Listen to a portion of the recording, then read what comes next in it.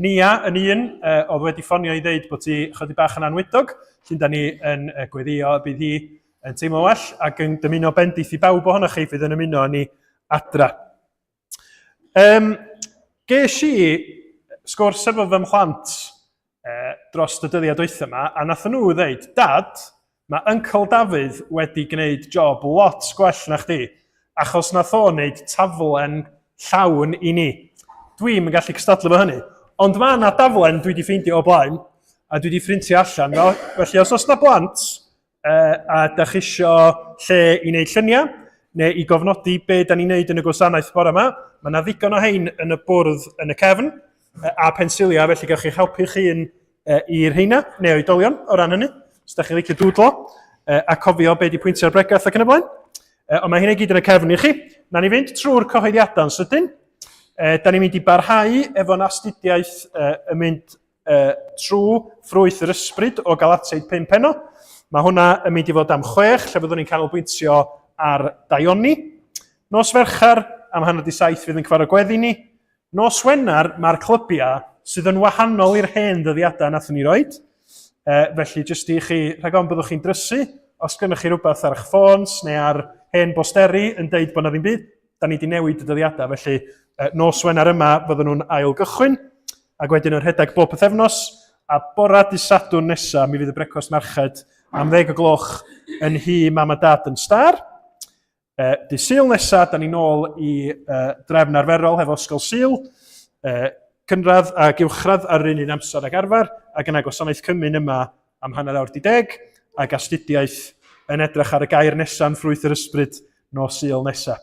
Ac un peth bach arall i'ch atgoffa chi, cofiwch y noson quiz TFND, fydd ar Tachwedd y 15fed, os ydych chi isio rhannu posteri, mae heini i cael ar y we, a diolch i pwy bynnag fydd wrthi yn creu heini, ond mae heina yn rhywbeth i chi rannu efo ffrindiau, neu cymdogion, a beth hefyd i ni fod yn gweddio amdano fo. Diolch i chi am eich gweddio. Dwi wedi dod yn ôl yn saff o crea, rhaid bod chi heb ddall ni. Ond gewch chi holi, yn hytrach na bod fi'n borio chi hefo manylion, fydda i yn crybwyll chydig bach yn ystod gwasanaeth bore yma, ond os da chi eisiau gwybod rhywbeth, fydda chi holi. Mae hwnna'n ffordd fwy effeithiol o gael wybodaeth. Da ni yn mynd i gychwyn yn edrych ar Salm 18 ac adnod 46. Ac yn fama mae'r salmydd yn deud fel hyn, Byw yw'r arglwydd, bendigedig yw fy nghraig, dyrchafedig fyddo'r Duw sy'n fy ngwaredu. Neu mae Beibl.net yn deud yndi, mae'r arglwydd yn fyw, bendith ar y graig sy'n famddiffyn ni. Boed i Dduw wnaeth fach i bi gael ei anrhydeddu. Ac wrth i ni ddod i addoli hefo'n gilydd bore yma, mae mor hyfryd gwybod bod yr arglwydd yr ydyn ni'n clywed amdano fo yn y Beibl, yr arglwydd sydd wedi'n hachub ni trwy Iesu Grist yn wir yn Dduw byw, yn un sydd yn heiddi yn canmoliaeth ni, yr un y gallwn ni ddibynnu'n llwyr arno fo. Ac felly dyna da ni am wneud, da ni yn ei geisio fo achos bod o'n Dduw byw sydd yn gallu siarad â ni trwy ysbryd glân. Mae'r arglwydd Iesu yn un sydd wedi'n hachub ni ac yn gallu'n cynorthwyo ni, yn arwain ni a'n cysuro ni, hyd yn oed heddiw, be bynnag sydd yn pwyso arno ni. A dyna ydy testun yr emyn cynta, dewch bobl Crist, cyfododd ef, canwn fawl i'n brenin byw. Yn gor fe seiniwn gan o glod i'n harglwydd ni am Duw. Lan o'r ddeiar las, i'r nefoedd wen, codwn ein hedrychiad fri, ei freichiau sydd yn estyn mas i'n cynorthwyo ni. Llydwch ni gan ei mawl i'r arglwydd hefo'n gilydd. Amen.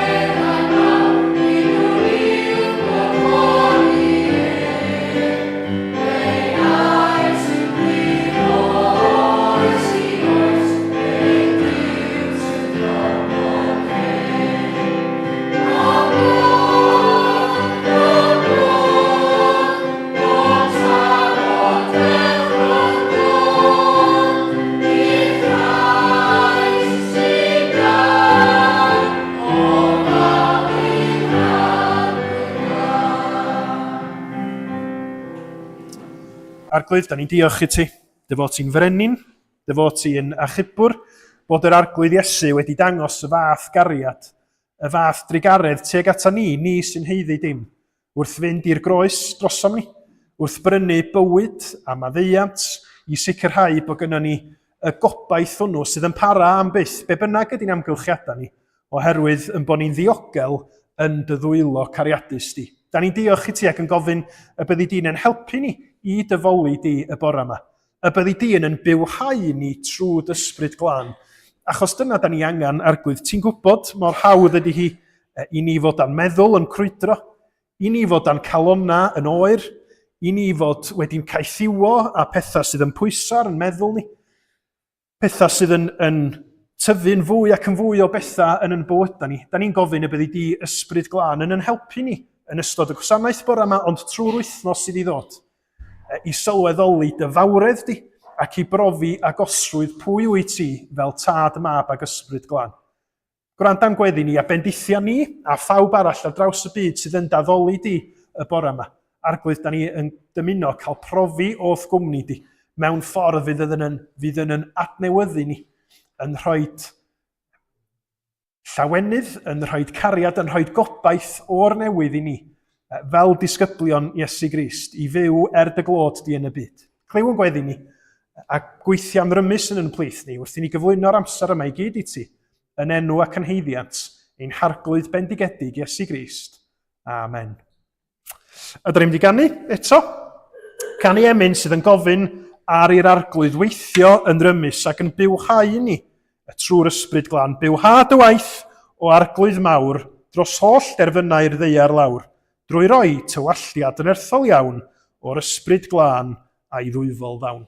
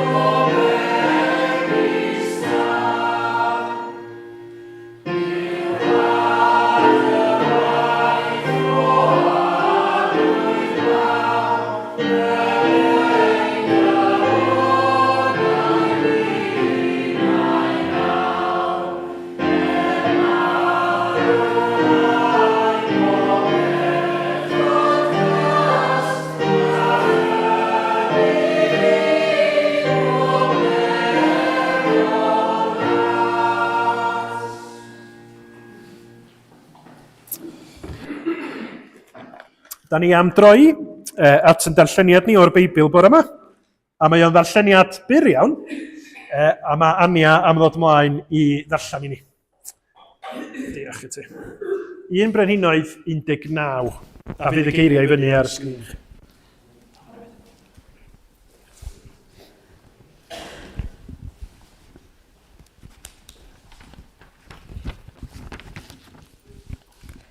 Galwad Eliseus. Felly dyma Elias yn mynd ac yn dod o hyd i Eliseus, fab Siafat yn aredig. Roedd 12 o barau o uchen yno I gyd, ac roedd Eliseus yn gweithio gyda'r par olaf. Dyma Elias yn mynd heibio ac yn taflu ei glogyn dros Eliseus wrth basio. A dyma Eliseus yn gadael yr ychen, redeg ar ôl Elias a dweud wrtho, Please, gad I mi fynd I ffarwelio a dad a mam gyntaf, ac wedyn do fi ar dy ôl di. A dyma Elias yn ateb, Iawn, dos yn ôl, ond meddylia di beth dwi newydd ei wneud I ti. Felly dyma Eliseus yn mynd yn ei ôl, lladdodd y ddau uch oedd ganddo, a defnyddio'r ger a'r iau I wneud tân gyda nhw. Coginiodd y cig ar y tân, a dyma bobl y pentref I gyd yn cael bwyta. Yna dyma fe'n mynd ar ôl Elias I fod yn was iddo. Diolch yn fawr iawn. Blant, ydych chi eisiau dod yma I fi gael gair bach yma chi?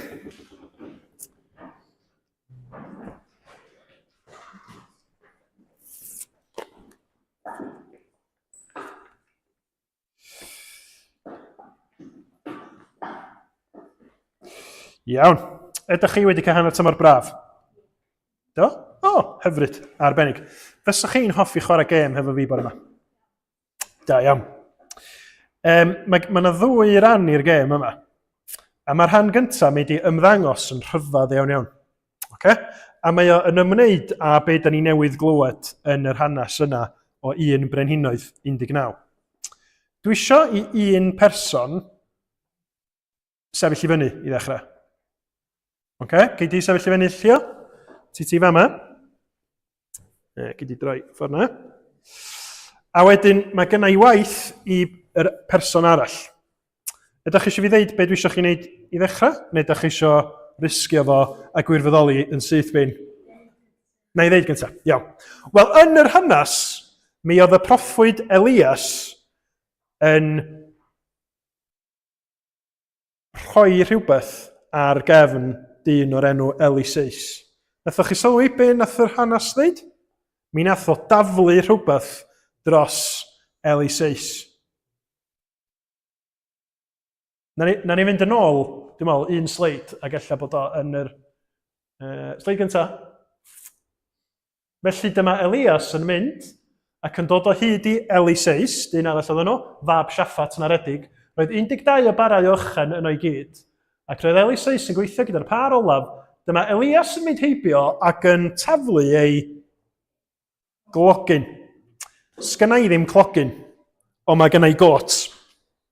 Felly, pwy sy'n eisiau bod yn Elias? Anna, ti? Gei di fod yn Elias. Chdi di Eliseus. Dwi eisiau gweld pa mor anodd ydy taflu clogyn dros Eliseus. Iawn? Go!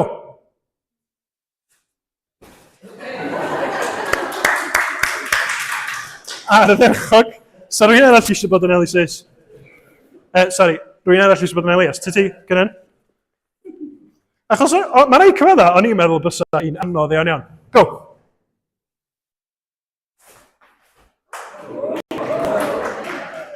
Wel, wir. Oedd yr hanes sy'n Beibl ddim yn deud pa mor bell I ffwrdd o. Rwy'n arall eisiau bod yn Elias? Come on.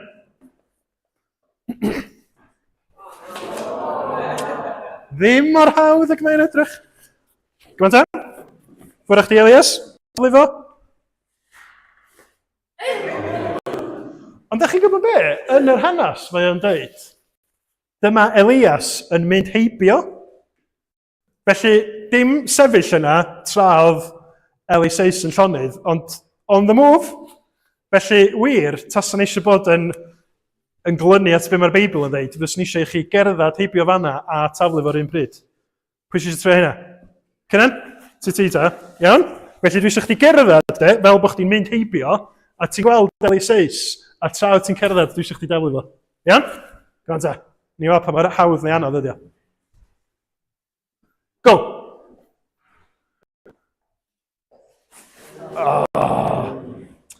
Iawn, os ydw i'n heb gael tro. Next, ti eisiau trio? Na, oce. Iawn. Hwna di'r rhan gynta. Diolch yn fawr iawn. Felly taflu y clogyn dros Eliseus, ac oedd hwnnw'n symbol bod Eliseus yn mynd I wneud y gwaith oedd Elias yn wneud. Oedd Elias yn broffwyd, gwaith proffwyd ydy cyhoeddi negas Duw i'r bobl. Ac yn yr hanes yma, da ni'n gweld y swydd yn mynd i gychwyn symud o Elias, y proffwyd, i'r proffwyd newydd, Eliseis. A da ni'n mynd i feddwl mwy yn nes ymlaen yn y gwasanaeth, be mae hynny'n i feddwl. Ond cyn i ni orffan, dwi isio i chi helpu fi hefo un peth arall. Gêm bach arall, iawn? A dwi'n meddwl bod chi wedi chwarae'r gêm yma sawl gwaith o'r blaen. Dwi yn mynd i ddeud brawddeg wrth un ochr, a wedyn Chinese whispers. Yeah. Dwi eisiau chi sibrw ti holl ffordd ar draws mwyn gweld os dwi'n cael y frawddeg gywir ar y pen yma. Iawn? Dych chi'n angen mwy o esboniad na hynny, ydych?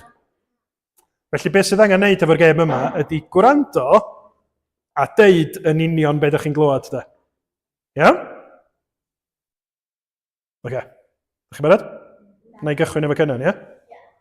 Cynnan arall. Iawn. Pai ti...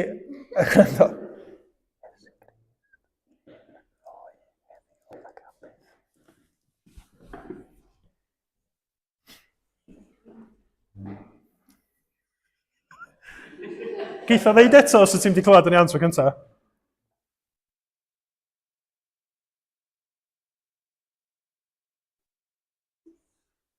Ti'n oer?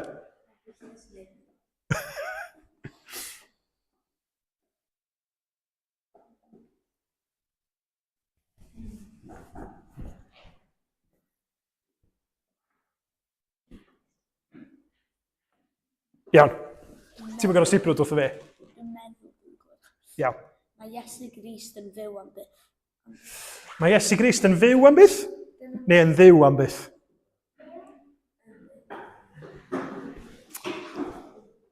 Cynnan, a dyna fe nes i ddeitha chdi? Na ni, roed yr adnod i fyny. Iesu Grist yr un ddoe heddiw ac am byth. Agos, nes ti ddim clywed hynna, wel, dim dyfai di oedd hynny, naci.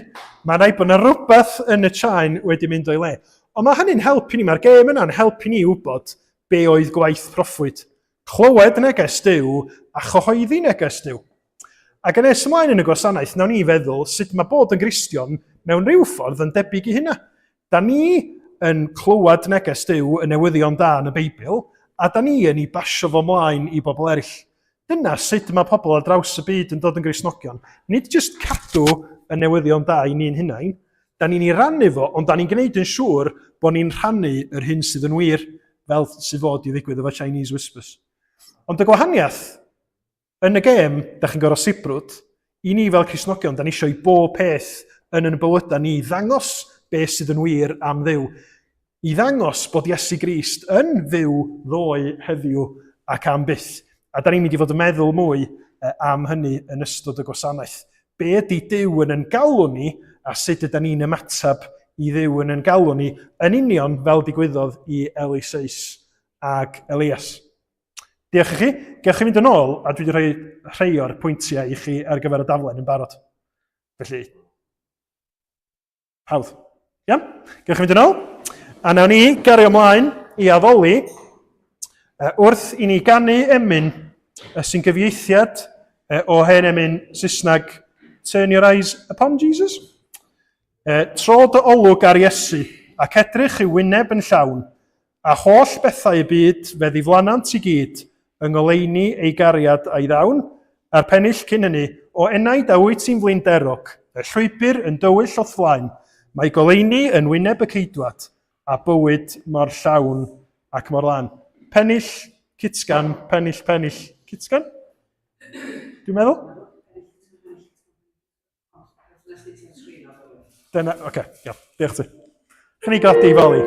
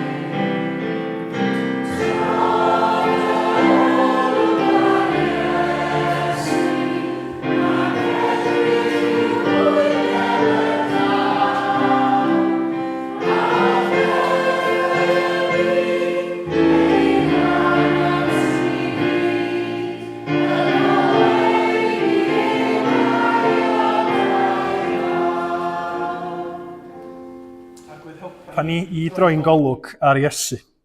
Helpa ni i weld hyfrydwch pwy ydi o, be mae o wedi wneud drosom ni, a helpa hynny i siapio'r ffordd da ni'n byw yn bywyd.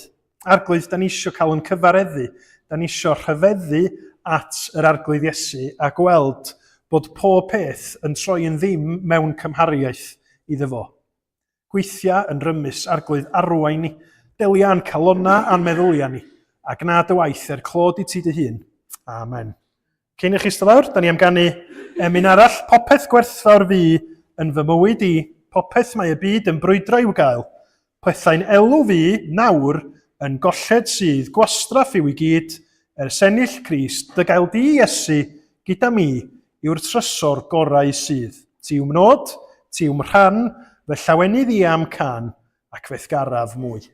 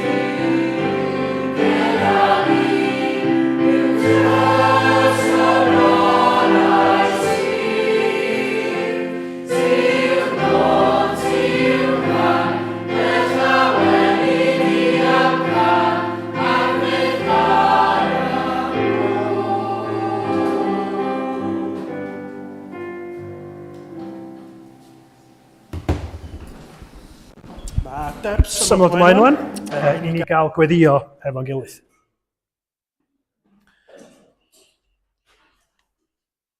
Diolch te.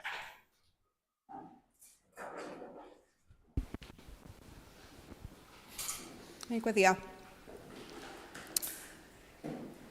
Arglwydd Iesu, ni yn diolch i ti, mae ti yw'r trysor gorau sydd, yr un sydd yn werth gymaint mwy na unrhyw beth yn y byd yma. Yn diolch i ti bod ti yr un peth ddoe heddiw ac am byth. A mae ti sydd wedi'n caru ni o'r dechreuad ac sydd wedi dod i'r byd yma i fyw bywyd perffaith ac i farw yn lle ni ac i atgyfodi a sy'n nawr yn y nefoedd yn eiriol drosto ni, yn gwrando ar yn gweddio ni ac yn reoli. A Dad, ni'n cyfaddau bod ni ddim wastad yn credu hyn llawn, ni ddim wastad yn gwerthfawrogi hyn yn llawn. A dyn ni yn cael yn tynnu i'r pethau yn y byd yma yn aml iawn, a ni'n gweddio wneud i maddau ni am hynny. Ni yn gweddio nawr wrth i'r gair cael ei egluro i ni, fyddi di yn siarad gyda ni yn bersonol, fyddi di yn gweithio trwy'r ysbryd i siarad gyda ni, Dad, ac i roi'r neges sydd wedi bod yr un peth o'r proffwydi trwy at Iesu a nawr, y gair rhyfeddol yna. Felly ni'n gweddio wneud i fod gyda Rhodri wrth iddo fe pregethu. Ni'n diolch amdano fe, ni'n diolch bod wedi dod nôl yn saff o Corea wythnos diwetha. Ni'n diolch i ti am y bendith nath a cael yna. Ac ni'n gweddio am y gwaith hefyd mae'n wneud gyda Union, a ni'n gweddio wneud i bendithio y gwaith yna hefyd, Dad. Ni hefyd yn gweddio dros rei falle sydd ddim yn dda ar hyn o bryd, a ni'n gweddio fyddi di yn agos atyn nhw lle bynnag ma nhw, a fyddi di yn gysur ac yn galondyd iddyn nhw y bore yma hefyd. Felly ni'n gweddio wneud i bendithio gweddill y cwrdd nawr. Amen.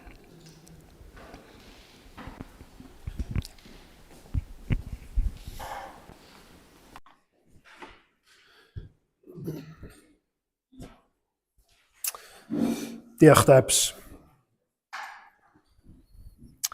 Swn i'n gofyn i chi bore yma sut wythnos da chi wedi gael. Dwi'n siŵr y bysa yr atebion yn wahanol, achos mae'n wythnos ni wedi bod yn wahanol. Rhei ohona ni wedi bod ar awyrennau, rhei ohona ni ddim. Rhei ohona ni wedi cael gwyliau, rhei ohona ni ella yn flin achos bod na lot wedi cael gwyliau a bod nhw heb. Felly mae yna lot o amrywiaeth, ond mi allwn ni gyd gydnabod bod na rei pethau cyffredin yn mynd i fod. Hynny di, da ni gyd wedi profi rhywbeth yn ystod yr wythnos dwytha. Da ni gyd yma i wrando, a na fi'n gofyn y cwestiwn sut wythnos ydyn ni wedi gael. Bore yma, da ni'n mynd i fod yn ystyried galwad Eliseis. A da ni'n mynd i fod yn sylweddoli bod hi'n alwad benodol unigryw mewn un ffordd. Ond be da ni'n mynd i wneud o'r peth arbennig unigryw yna, yr alwad benodol i Eliseis, da ni'n mynd i dynnu allan pethau mwy cyffredinol ynglyn â sut mae Duw yn galw. Be mae o'n olygu i ddeud bod Duw yn galw rhywun i ddod ato fo. Ac felly, wrth i ni wneud hynny, yng ngobaith i ydy, y byddwn ni yn gallu ystyried, ydy Duw wedi'n galw ni, a be mae hynny'n olygu i'n bywydau ni. A'r rheswm pam ydw eisiau i ni feddwl amdano fo fel rhywbeth arbennig a penodol yn Eliseis, ond rhywbeth mwy cyffredinol, ydy mi fysa'n hawdd i ni, os ydym ni mond yn meddwl dyma hanes am Dduw yn galw Eliseis, mi fysa'n hawdd i ni allu deud, o di hwnna'n byd i wneud efo fi? Dwi ddim wedi cael neb yn taflu, wel, mae rai o'r plant wedi, ond dwi ddim wedi cael neb yn taflu clogyn drostai.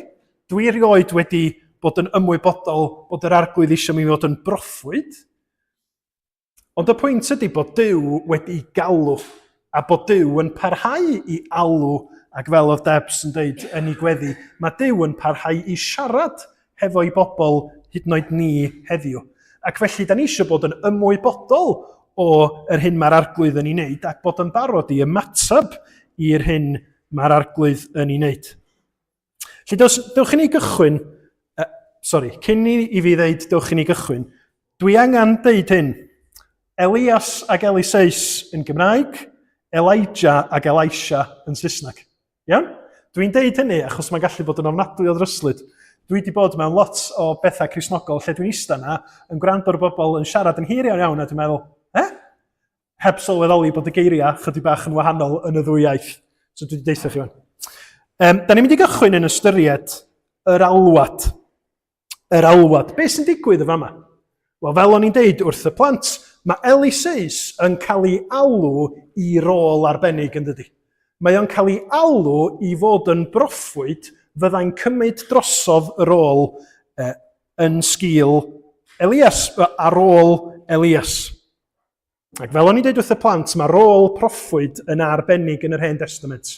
yr un sydd yn cyhoeddi neges Duw i'w bobl. Gweitha ydy'r bobl yna'n gwrando, gweitha ydy'r neges yna yn un boblogaidd neu ddim. Galwad fawr y proffwyd oedd bod yn enau, yn geg i'r arglwydd i gyhoeddi y gair hwnnw. Cyn y benod yma, da ni ddim yn gwybod dim byd o gwbl am Eliseis. Mae o fel petai o'n popio allan o'n unlla. Ond peidiwch a meddwl bod Elias fel proffwyd yn ddyn oedd yn tueddu i gerdded o gwmpas ceia a taflu i glogyn o gwmpas pawb willy-nilly. Na. Yr lle cyntaf ydyn ni yn cael clywed am Eliseis, os oes gennych chi feibla, chydig adnodau cyn be glywson ni o'n darlleniad ni, 1 Brenhinoedd 19, adnod 15 ac 16, Duw sydd yn cyfeirio i ddechrau at Eliseis. Na i ddarllen adnodau 15 ac 16 i chi. Dywedodd yr arglwydd wrth, Elias, dos yn ôl i gyfeiriad anialwch Damascus, a phan gyrheiddi Eneinia Hasael yn frenin ar Syria, Jehu fab Nimsi yn frenin ar Israel, ac Eliseis, fab Saffat o Abel Mehola yn broffwyd yn dy le. Felly pan mae Elias yn taflu i glogyn i fantell dros Eliseis, be mae o'n neud ydy gwneud gwaith Duw. Mae o'n ufuddhau i'r arglwydd. Dydy Eliseis ddim wedi popio allan o'n unlla. Mae Eliseis yn cael ei alw oherwydd cynllun Duw. A dwi eisiau i ni ystyried hynny achos pan da ni'n gofyn cwestiynau mwy cyffredinol ynglyn â Duw yn galw, mae'n hawdd i ni feddwl bod o'n dod allan o'n unlla, bod o'n hollol random. Ond dwi eisiau deitha chi, does ddim byd yn random yn heyrnas Dduw. Mae gan Dduw gynllun, mae gan fo fwriadau, ac felly pan mae o'n galw pobl, pan mae o'n ymwneud yn bywydau ni, nid hapad amwain ydi o. Nid digwydd bod gweithredu felly mae o'n gwneud ei waith yn ei amser ei hun, ac mae o'n gynllun sydd wedi cael ei gynllunio ers cyn creu y byd. Ac felly, pan ydym ni'n meddwl am alwad, y peth mwyaf sylfaenol, y peth mwyaf basic dwi eisiau i ni ddeall ydy na'r alwad gyntaf, ydy'r alwad i ni fod yn bobl Dduw. Yr alwad i ni ddilyn Iesu Grist, i ni ddod yn Gristnogion. Cyn unrhyw feddwl am alwad i waith penodol, da ni'n meddwl am yr alwad yna i berthynas a'r arglwydd. A dyna ydy'r hyn sydd yn ganolbwynt yn fan cychwyn bywyd y Cristion ynde. Bod ni'n gallu deud bod ni'n bobl o wahanol oedrannau, o wahanol gefndiroedd, sydd yn gallu uno hefo'n gilydd a deud, o mae Duw wedi gweithredu yn fy mywyd i. Dwi wedi clywed y newyddion da am Iesu Grist, a dwi wedi ymatab i'r alwad yna trwy'r Ysbryd Glân, a dwi wedi ildio i Iesu Grist. Dwi wedi ymatab i be mae Duw wedi wneud, a dwi wedi rhoi fy mywyd i Iesu Grist mewn ffydd. Ydy hynna'n wir i chi? Ydych chi yn clywed y disgrifiad yna a dweud, ia, mae hynny wedi digwydd yn fy mywyd i. Mae Duw wedi fy ngaww i fod yn un o'i blanto, yn un o'i bobl. A mae hyn wedi digwydd wrth i mi ddod i ffydd, wrth i mi drystio yn Iesu Grist. Fi eisiau meddwl am dipyn go lew o amser ynglyn â'r busnes clogyn yma, taflu mantell drost Eliseis. A fi eisiau'n stryglo meddwl am esiampla yn cyfnod ni o rywun yn rhoi gwisg dros rywun arall pan maen nhw wedi cael rôl arbennig. Ond da chi'n abod fi, dwi'm yn gwybod bron dim byd am ffasiwn. A dwi'm yn talu llawer o ddiddordeb mewn be mae pobl yn wisgo. Felly, oedd o'n bach o gur pen i mi. Ond nes i feddwl am rei esiampla. Pan mae rhywun yn ennill twrnament golf y Masters yn America, maen nhw'n cael siacad werth, yn dydyn? Maen nhw'n gwisgo fel arwydd na nhw ydy'r master rwan. Pan mae rhywun yn ennill y Tour de France, maen nhw'n cael gwisgo Dim gwyrdd. Siwmper felyn i ddangos bod nhw wedi llwyddo. A wedyn nes i fel, mae yna rei llawer mwy syml na hynny. Da ni'n Bangor. Pan mae rhywun yn llwyddo i gael gradd mewn prifysgol, maen nhw'n gwisgo clogin. Ac yn gwisgo het bach rhyfedd. I ddathlu bod nhw wedi llwyddo. A wedyn nes i fel, o mae yna broblem yma. Mae'r esiampla yma i gyd yn ben draw proses lle mae'r person wedi gweithio ac wedi llwyddo. Felly mae'r gwisgo yn arwydd o ddiwedd y daith i radda helaeth.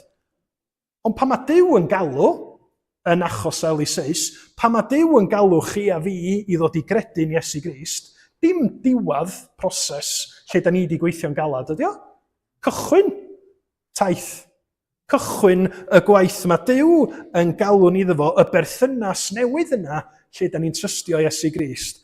Perthynas fywiol sydd yn mynd i newid yn bywyd ni o'r cyfnod cyntaf yna ymlaen.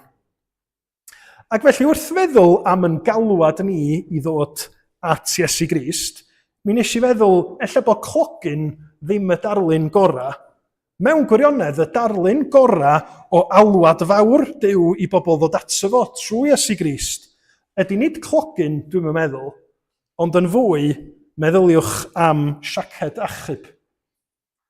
Yn hytrach na bod ni yn bobl sydd wedi gweithio'n ffordd i fyny a bod Duw wedi'n gwobrwyo ni am yn llwyddiant ni a bod ni'n derbyn beth da ni'n heiddi, fel sydd yn digwydd wrth i chi gael gradd, neu wrth i chi lwyddo efo Tour de France neu golf. Mae galwad Duw i rywun ddod yn Gristion, ddod yn perthyn iddo fo trwy ffydd yn Iesu Grist yn fwy o bod chi a'ch cwch yn suddo yn y môr. A mae'r bad achub yn cyrraedd ata chi, a sgynnoch chi ddim gobaith, achos da chi'n mynd i foddi, da chi'n mynd i wynebu marwolaeth, mae'r bad achub yn dod ata chi ac yn taflu siaced achub ac yn deud, gwisga honna amdanach chdi. Gwisga honna amdanach chdi, gafal yn dyn ac mi geid i dy achub o farwolaeth.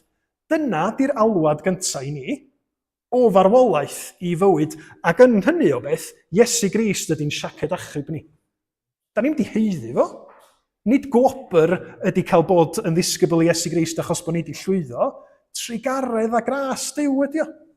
A dyna mae'r alwad yr Efengil yn ei ddeud. Da chi ar y ffordd i farwolaeth, i dywyllwch uffern, ond mae Duw wedi dod fel y bad achub. I'ch achub chi o beth da chi'n heiddi a rhoid i chi fywyd a gobaith a maddeiant. Da chi ddim yn ei heiddi, ond mae o'n ei roed o i chi ac yn gofyn i chi gofleidio Iesu Grist. Ac ynddo fo, da chi'n cael bywyd. Ynddo fo, da chi'n cael eich achub. Y duedd ydy, pan da ni'n meddwl am alwad, bod ni'n mynd i ganolbwyntio ar be dwi fod i wneud. Be dwi fod i wneud. A mae hynny'n gyffredinol yn yn bywyda ni'n dydy. Mor hawdd ydy na'r prif beth ar yn meddwl ni di be dwi'n gorfod wneud. Mae'r Beibl yn pwysleisio pa mor beryg ydy bod ni'n mynd yn obsessed efo be da ni'n wneud trwy'r amser. A negas fawr y Beibl ydy edrychwch ar Iesu. Edrychwch be mae Duw wedi wneud achos lle da ni'n methu, lle da ni'n euog, lle da ni'n gwneud trafferthion difrifol i ni'n hunain a phobl o'n cwmpas ni, mae Duw wedi dod i mewn i'r llanast i'n hachub ni trwy fab Iesu Grist. A mae o'n yn galw ni i drystio, nid yno ni, ond yn ei fab annwyl Iesu Grist, sydd wedi cymryd yn heiddiant ni arno fo'i hun ar y groes, ac hyd yn oed wedi concro yn tynged naturiol ni sef marwolaeth wrth atgyfodi. Meddyliwch am be ddudodd Iesu wrth y tyrfaoedd yn Ioan 6. A mae Ioan 6 yn benod ddifyr, achos mae wedi gwneud y wyrth o borthu'r 5,000, a wedyn mae yna dyrfan dod ato fo, ac yn gofyn cwestiwn i Iesu, pa waith mae Duw isio i ni wneud? Dyna da ni isio bod gen ti, be di'r gwaith? A dyma sut mae Iesu'n atab yn penod 6 Ioan, adnod 28 a 29. Be sy'n rhaid i ni wneud i gyflawni'r gweithredoedd a fynd Duw? A tebodd Iesu, dyma'r gwaith a fynd Duw, eich bod yn credu yn yr un y mae ef wedi anfon. Cyn i chi feddwl am beth ydych chi'n wneud, ydych chi wedi credu y mab Duw? Ydych chi wedi trystio yn Iesu Grist? Dyna di'r alwad fawr i ni gychwyn pob meddwl amdano fo. Munud da ni wedi trystio yn Iesu Grist, wedyn gawn ni ofyn cwestiynau ynglyn â beth da ni fod i wneud. Ond peidiwch â neidio a rhoi y drol o flaen y ceffyl. Be amdana ni bore yma? Ydy Duw wedi'n galw ni i ymddiried yn Iesu Grist? Os da chi yma a da chi'n ansicr, gai annog chi i fynd adra a meddwl a gweddiwch.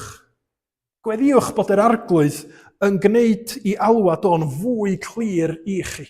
Fel eich bod chi'n gallu ildio iddo fo, bod chi'n gallu rhoi eich hun unrhyw amheuon sgynnoch chi, unrhyw ofna sgynnoch chi, bod chi'n gallu rhoi eich hun i Iesu Grist a dweud, maddau fi. Dwi eisiau trystio yna ti. Gnad y waith yn fy mywyd i. Felly, da ni'n gweld galwad, ond yn ail, dwi eisiau i ni sylwi ar y gost. Mae Eliseis yn derbyn y fantell, y clogyn yma mynd drosto fo'n arwydd bod o'n mynd i fod yn broffwyd, ond mae'n amlwg bod Eliseis yn dall beth sy'n digwydd, da ni'n gwybod sut. Ond mae o'n sylweddoli bod yr weithred symbolaidd yma yn newid chwildroadol iddo fo, bod ei fywyd o'n mynd i fod yn hollol wahanol o'r pwynt yna ymlaen. Sut da ni'n gwybod hynny? Wel, sbiwch be mae'n neud. Adnod 20. Mae di bod yn aredig, yn dydi? Mae di bod yn aredig yn y cae. Adnod 20, gadawodd yn tair ychen a rhedeg ar ôl Elias a dweud, gad i mi ffarwelio am tad a mam ac mi ddof ar dôl. Mae o'n gwybod bod o'n mynd i orfod gadael i fywyd cyffyrddus. Gadael yr pethau yma oedd wedi bod yn dibynnu arnyn nhw i gyfoeth, y tir oedd gynno fo, yr anifeiliaid oedd gynno fo. Mae hynny i gyd yn rhan o'r hen fywyd. Mae o rwan wedi cael ei alw i fod yn broffwyd, galw i fod yn was i Dduw ac i Elias. A mae o'n dallt hynny. Ac mae o'n dallt y gost. Achos mae o'n deud, dwi'n mynd i orfod ffarwelio hefo mam a dad. Fyddai'm yn aros efo nhw dim mwy. Mae gynna i alwad a bywyd newydd. Gad i mi ffarwelio am tad a mam. Ac yna, yn ddiweddarach yn adnod 21, da ni'n clywed, aeth yntau'n ôl a chymryd y wedd ychen, a'i lladd a berwi'r cig a ger yr ychen, a'i roi i bobl i'w fwyta. Felly, dychmygwch, mae o'n aredig, ac mae pob peth am yr hanes yma'n awgrymu bod o'n ffarmwr eitha cyfoethog, achos dim un ychen sgynno fo, mae gynno fo 12 par, felly dychmygwch pa mor fawr ydy'r cae mwyn cael gymaint o stoc yn tendio i diro. Felly mae gynno fo gefndir eitha cyfoethog, neu cyffyrddus o leia, ond mae o'n ymatab i alwad Duw, a mae o'n deud, dwi'n mynd i ladd yr anifeiliaid. Dwi'n mynd i ddinistrio cyfarpar fy hen fywyd, achos dwi'n eisiau hynna di mwy. Dwi'n mynd dibynnu ar y pethau yma i fyw fy mywyd di mwy. Rwan, dwi'n dibynnu'n llwyr ar yr arglwydd ac ar ei ddarpariaeth o ar fy nghyfer i. A mae hwnna'n ddarlun gwych i chi a fi ynglyn â be ydi o i ymatab i alwad Duw yn bywydau ni. Ella bod gynnon ni arian, bod gynnon ni fywyd cyffyrddus, bod gynnon ni ddonia a pethau, da ni'n deud, dyma sydd yn rhoi diogelwch i ni. Dyma sydd yn rhoi cyfforddusrwydd i ni. Ond wrth i ni droi at yr arglwydd Iesu Grist a trystio yn y fo, da ni'n deud, mae'r pethau yna i gyd yn sbwriel. Dyn nhw ddim byd di mwy. Dwi'n rhoi yn ngobaith a niogelwch i gyd yn Iesu Grist. Achos dwi'n trystio'n hyn yn llwyr iddo fo. A mae hynny'n anodd, dydy. Rwch ni fod yn onest. Achos da ni'n adeiladu'n bywydau, a mae gennym ni bethau da ni'n licio, pethau da ni'n gyffyrddus yn nhw. A pan mae yna rhywbeth yn dod yn fygythiad i'r pethau yma, yn reddfol, da ni'n meddwl, dwi'n isio. Dwi'n teimlo'n saff yn fama. Dwi'n teimlo bod y mywyd i'n gweithio'n iawn yn fama. Ond mae'r arglwydd yn dod ac yn deud, o mae gynna i rhywbeth gwell i dy alw di iddo fo. Mae gynna i waith, mae gynna i rôl, mae gynna i fywyd llawn i ti ddim yn mynd i gael os o ti'n dal gafal yn yr hen bethau yna. Be dyn nhw yn eich bywyd chi a fi? Be di'r pethau yna sydd yn gwneud i ni deimlo o mae pob peth yn iawn rwan? Achos mae gennau hyn a hyn o bres yn y banc? Achos mae gennau boblogrwydd yn fy nghriw o ffrindiau? Achos bod fi'n llwyddo yn y chwaraeon dwi wedi ddewis neu yn y byd gwaith ydw i yn efo? A chymryd bod fi'n cael y clod yna, mae pob peth yn iawn. Mae'r arglwydd Iesu yn galw ni i allu cyfri'r gost a gweld rhai o'r pethau yna yn mynd achos bod o yn galw ni i fywyd llawn hefo fo yn y canol a nid dibynnu ar y pethau eraill. A mae o'n gallu bod yn gostus iawn. Yn ystod yr wythnos dwytha, o'n i yn y gynhadledd yma yn Corea, a mi nathon ni ddod ar draws dyn oedd yn Gristion yn byw yn Karachi, ym Pakistan. A mae Pakistan yn un o'r gwledydd mwyaf peryg i Gristnogion fyw, yr 8fed gwlad mwyaf peryg yn ôl Open Doors. Ac felly o'n i'n cael sgwrs hefo y dyn yma ac yn gofyn sut mae pethau i ti fel Cristion yn Pakistan.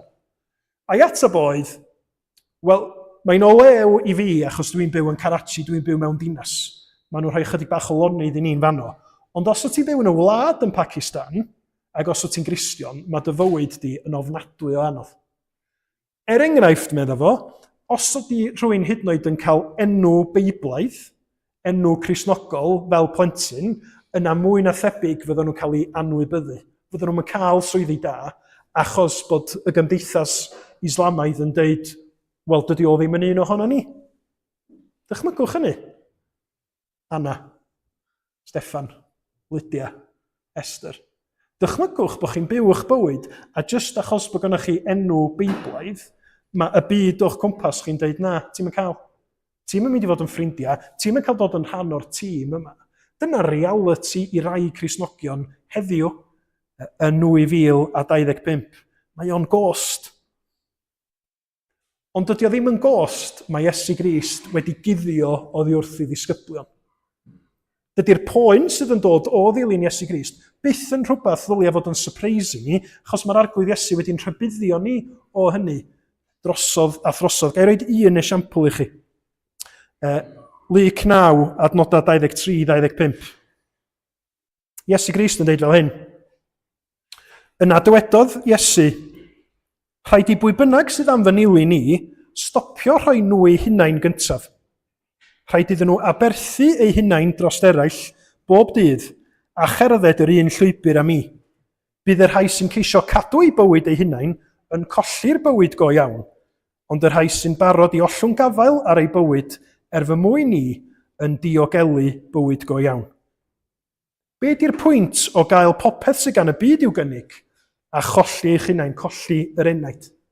Mae Iesu'n deud, mwyn bod yn ddisgybl iddo fo, da ni'n gorfod ymwadu â ni'n hunain, codi'n croes a'i ddilyn o, achos da ni'n trystio bod o yn ddigon.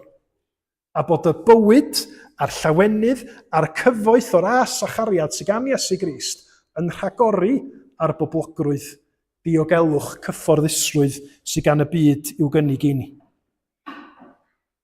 Eto gai ofyn i chi, ydych chi wedi cyfri'r gost? Ydych chi ella yn teimlo'r tensiwn yna yn eich bywyd chi rwan? Lle mae Crist yn galw ni i'r bywyd yma, ond mae'r byd yn galw ni i fywyd braf? I demtasiynau, i ffitio mewn a cael pob peth sydd yn dod efo hynny. Fyw i ni'n fod mor ddall a dilyn y byd a sylweddoli wrth wneud hynny, fyddwn ni'n colli yn enaid, colli y bywyd tragwyddol sydd ond yn dod trwy drystio yn Iesu Grist. Mae Eliseis yn fodlon talu'r pris. Ac mae Eliseis felly yn mynd ymlaen yn ymatab i'r alwad ac yn gwneud y gwaith. Be ddudis i wrth y plant oedd y gwaith? Cyhoeddi negas Duw. Datgan, dyma be mae'r arglwydd wedi ddeud. A be da ni'n meddwl sydd yn dod yn sgil hynny? Llwyddiant, enwogrwydd, bri, pawb yn ei ganmol o Eliseis, diolch i chdi, chdi di'r boi, ti di gwneud y gwaith pwysig, sa neb arall yn gallu gwneud y gwaith yna. Briliant, da iawn chdi. Neu gwawt, golled, siom, tor calon. Mae'n hawdd i ni feddwl pa mae Duw yn galw, pa mae'r arglwydd Iesu yn deud tyd yn un o'n isgyblion ni, bod pob peth wedyn yn mynd i fod ar ei fyny, yn gadarnhaol ac yn llwyddiannus. Ond mae reality bywyd yn dilyn Iesu Grist yn llawer mwy cymlath ac amrywiol na hynny. Mae yna fendith wrth gwrs bod yna. Mae yna gariad Duw i'n cynnal ni trwy'r cyfan, ond diolch yn mynd i fod yn hawdd. A be mae'r gwaith yn ei ofyn i ni ydy ffydd i fuddod, trystio yn yr arglwydd, trystio yn Iesu Grist a chaniatáu i'r ysbryd glân yn harwain ni. Dwi eisiau dangos chydig bach o lyniau i chi, sori, ond yn bond o ddigwydd dweud. Dwi eisiau dangos chydig bach o lyniau i chi o fy nhrip wsos dwytha. Dyna adeilad yr eglwys oedden ni yn addoli yn ei hi, di Sul dwytha. Eglwys Syrang. A nhw ydy'r rhai sydd yn cefnogi fy ngwaith i hefo Union, nhw sydd yn cefnogi coleg Union ynghyd â nifer o blanwyr eglwysio draws Ewrop. Mi adeiladwyd yr adeilad yna reit yng nghanol Seoul, prifddinas Corea, drws nesaf i'r Supreme Court yn 2013. Ac as o'n i sleid nesaf, mae'r prif adeilad, prif auditorium yn dal tua 6,000 o bobl. Ond mae'r adeilad yna o dan ddeiar. Felly mae'r ddau dŵr oeddech chi'n weld, dydy'r capel ddim yn hwnnw, jyst swyddfeydd a capelu ychwanegol di hynna. Felly ar gyfer pob gwasanaeth maen nhw'n gynnal, mae yna 10,000 o bobl yn yr adeilad yna. Adeilad modern, fel allwch chi ddychmygu, oedd yn dipyn o brofiad bod yna. Ond bod ti'n eglwys fawr yng nghanol prifddinas Corea, a bod gynnyn nhw'r all-mod cons yn yr stafell yna, mae gynnyn nhw hefyd, os awn ni mlaen i'r llun nesaf, mae gynnyn nhw hefyd stafell yna sydd yn cynnwys set fawr, pulpit a blaen organ o Gymru. Yn yr adeilad newydd modern Swish ma. A fanna dda ni'n cynnal yn cyfarfodydd yn ystod y boreia. A da chi'n meddwl, pam bod eglwys Presbyteraidd enfawr yn Corea hefo miloedd o bobl yn dod isio set fawr a pulpit o Gymru. A ni symud ymlaen i'r sleid nesaf. Oedd gynnyn nhw hefyd ar wal y stafell yna fwrdd efo gwybodaeth mewn Coreeg yn deud Robert Jermaine Thomas. Dwi wedi siarad efo chi am Robert Jermaine Thomas o blaen? Dwi'n eitha sicr bod fi wedi. Yr rheswm pan bod gynnyn nhw gapel Cymraeg cryfedd yn yr eglwys yn Corea, yr rheswm pan bod gynnyn nhw lun o Robert Jermaine Thomas i fyny ar y wal, fo oedd y Cymro aeth ar efengil draw i Corea. Mi gafodd o i ladd yn tu allan i Pyongyang, gogledd Corea, yn 1866, yn 25 oed.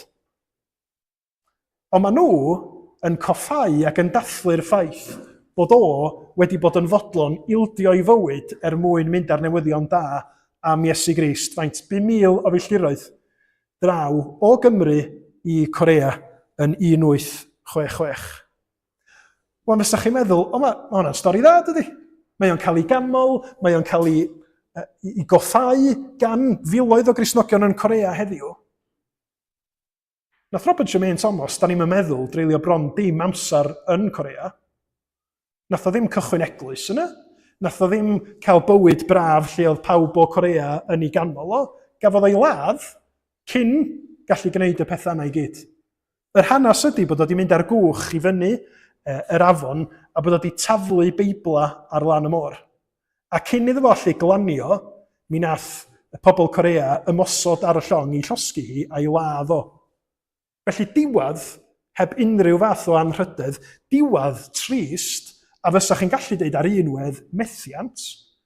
Ond yr hanes ydy bod pobl wedi codi y Beibla yma wedi daflu ar lan yr afon, wedi cychwyn i darllen nhw, a bod nhw wedi dod i gredu'n Iesu Grist trwy aberth o. Ond meddyliwch, mae yna ddau beth yn wir yn fama, does? Mae yna ar unwedd, diwadd trist, methiant, y cradur yma di mynd 5,000 o filltiroedd ar draws y byd, di colli wraig, di colli fywyd cyn iddo fo fod yn 26 oed. Ond eto, yn heyrnas Duw, mae o wedi ymatab i'r alwad. Mae o wedi ufuddhau i be oedd Duw am iddo fo wneud.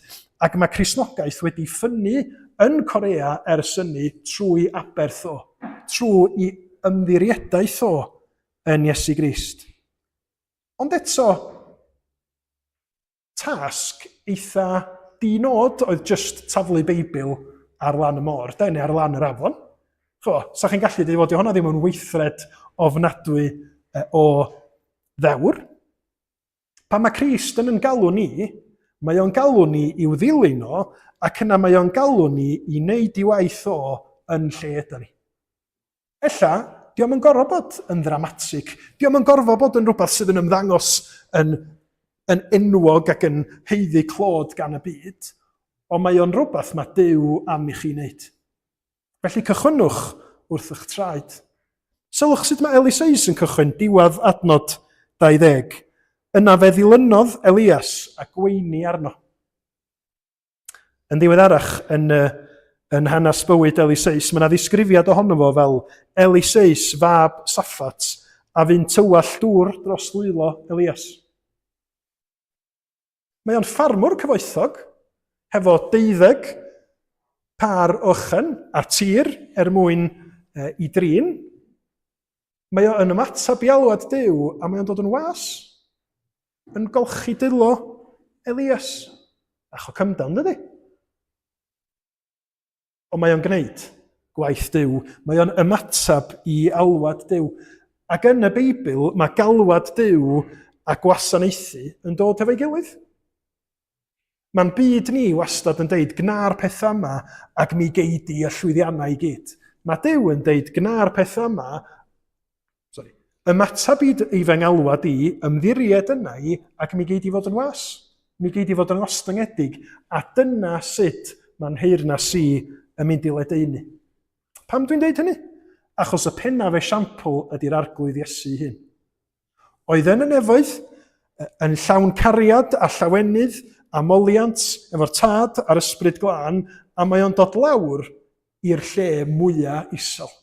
Mae o'n dod i'n deiar ni, mae o'n dod fel ceithwas, yn dod i'n gwneud i hun fel ceithwas wrth farw ar y groes.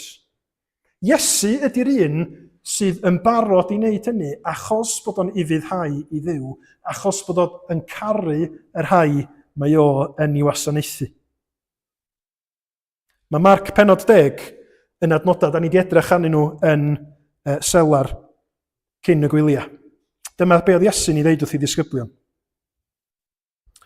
Pwy bynnag sydd yn bod yn fawr yn eich plith, rhaid iddo fod yn was i chi. A phwy bynnag sydd yn fod yn flaenaf yn eich plith, rhaid iddo fod yn geithwas i bawb. Pam? Oherwydd mab y dyn yntau ni ddaeth i gael ei wasanaethu, ond i wasanaethu ac i roi einioes yn bridwerth dros lawer. Dyna'r newyddion da, de. Bod Crist wedi gwneud ei hun yn ddim mwyn ni sydd yn heiddi dim. Bod o wedi gwneud ei hun yn geithwas trwy farw ar groes am yn pechoda ni mwyn i ni gael derbyn i wobr o. Mwyn i ni gael yn iachau o'n hafiechyd marwol. Mwyn i ni sydd yn ymateb i'w alwad o gael yn mabwysiadu yn blant iddo fo. Ac wrth i ni gael yn galw i fod yn blant iddo fo, yn galwad ni wedyn ydy bod ni yn parhau y gwaith, yn caru pobl eraill, yn rhannu hefo nhw am Iesu Grist, ac yn deud mewn ffyrdd syml, mewn ffyrdd ymarferol, gallu ymddangos yn ddim, bod ni'n gallu dangos mae'r Duw yn fyw. Mae wedi ngalw fi, a dwi eisiau parhau y gwaith yma o basio'r peth ymlaen i chdi. Mi fyddwch chi gyd sydd yma'n credu yn gwybod am bobl ddylanwadol yn eich bywyd chi. Pobl nath ddeud rhywbeth wrthych chi am yr efengil. Pobl nath ddangos rhywbeth am yr efengil yn y ffordd nath nhw i'ch trin chi. Dychmygwch bod y bobl yna heb wneud hynny. Heb ddangos cariad atoch chi. Bod nhw heb ddeud yn byd wrthych chi am Iesu Grist. Dyna sydd yn dod hefo'r alwad, ynddo. Da ni eisiau parhau y gwaith mewn ffyrdd mawr a ffyrdd bach, ond da ni'n ei wneud o achos bod ni'n gweld be mae Iesu wedi wneud yn barod. A da ni eisiau bod yn barod gweitha'r gost i dderbyn y clogyn os liciwch chi. I barhau y gwaith yn criw o ffrindiau, yn clwb, yn côr, yn gwaith, hefo'n teulu. Ydy o'n mynd i fod yn gostus? Yndi mae o. Ydy o werth o? Yn sicr mae o. Dyna be mae Duw yn galw i bobl i wneud. Dewch i ni fod yn barod i ymatab i ddechrau, i alwad Duw i gredu'n Iesu Grist, ac yna i wasanaethu, i ufuddhau, i gyfri'r gost yn lle da ni, ac yn lle mae'r arglwydd yn galw ni. Clod y gogoniant i'w enw. Amen. Da ni am orffan bore yma. Yn canu emyn sydd yn galw ar i'r eglwys ymatab i alwad Iesu Grist. O eglwys cod a gwisg darfogaeth di, gwrando alwad Crist ein brenin. Yr rhai oedd wan sy'n awr yn dyrfa hi, cryfder Duw sy'n nerthyn byddin. A tharian ffydd a'r gwir o'n plaid, gwrthodwn gelwydd yr un drwg, cans cariad yw'r rhyfelgri'r fyddin gref wrth i'n geisio y colledig.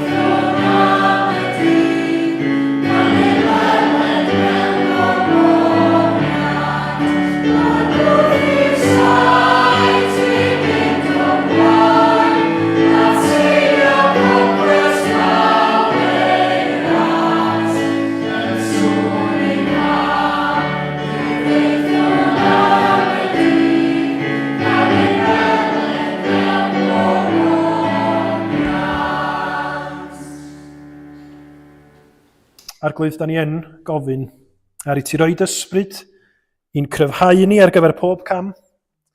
Arglwydd, i ti roi gras i ni ddelio a'r rhwystra fydd yn dod i'n rhannu. Arglwydd, da ni yn methu ymatab i dalwad di heb dyfo ti yn nerthu ni, yn arwain ni, bod ni'n ymwybodol o dy gariad rhyfeddol di. Arglwydd, delia felly ar meddylia, a'r amheuon sydd yn dod i'n meddwl ni ar hyn o bryd.